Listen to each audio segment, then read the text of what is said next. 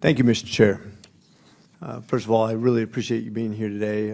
The testimony was moving to me. War is a terrible reality. I just returned from Ukraine about a week ago. I was able to first line see the pictures, hear the stories, but there's nothing like hearing from people who have witnessed it firsthand. There's no way I can epitomize what you all have been through firsthand, and the stories that with raw emotion are told in front of us absolutely make an impact. So, and I know that takes a lot of bravery to share that. So thank you for that, for all the witnesses here today.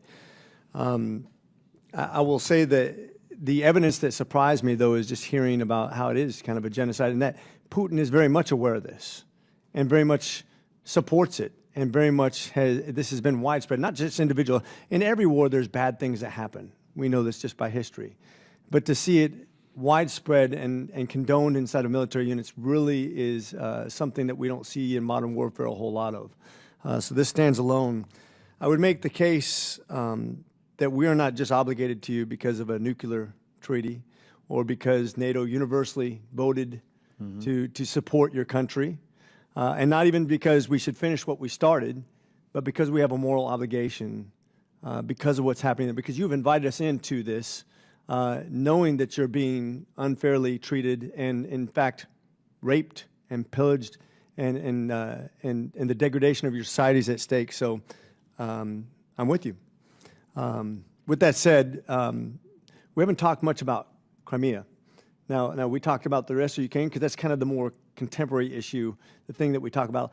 Have you seen widespread egregious behavior behind that area of Ukraine, or what the disputed territory is, people who are tortured and treated in the same unjust fashions as happened in the Eastern Front? Thank you for your question, and thank you for your words of support.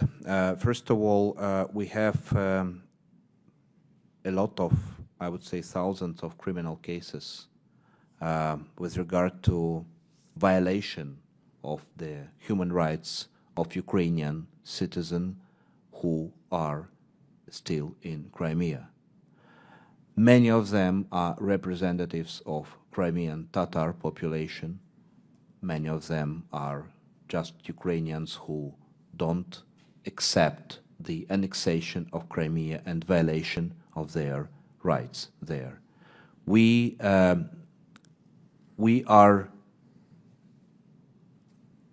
doing this starting from 2014, and we have once again a lot of cases, and it's quite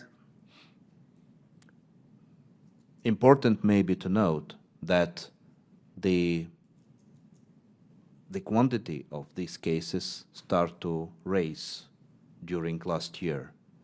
So it means that Russian authorities, occupation authorities of Crimea, they also feel probably that the resistance inside the population of Crimea start to raise up. Maybe because our people who are awaiting return and reintegration, reunification of Crimea with Ukraine and liberation actually of Crimea from Russian occupation forces, maybe they start to feel that this liberation is close. Okay, thank you. A follow-on question, it's obvious that Iran is involved in this now, and that they're supplying drones to Russia with significant harm to the civilian population as well. As a matter of fact, I know they targeted power. I know they targeted things that support the civilians and actually directly injured civilians. What is the real impact, do you think, of players outside of Russia who are supporting Russia in their impact on things that are terrifying to the civilian populace of Ukraine? I would say it's direct linkage, because my belief is that without this number of drones which Russia received from Iran, they couldn't execute so massive attacks on critical civil infrastructure from autumn through all winter, trying to terrorize Ukrainian population throughout the country, very far from the active battlefield, to terrorize it, to starve and to freeze. So unfortunately, the impact is direct, and the Iranian drones really caused a lot of damage to Ukraine. Now, with more air defense system, we see that our air defense is more efficient. The last case, which was like yesterday, Odessa, my native city. So our reports was that from 12 drones, 10 were shot. Yes, so this is a good statistics, but on the other side, 2 were hit. So I think that it's important on international level to stop this potential supply. And there is also another angle of this drones history.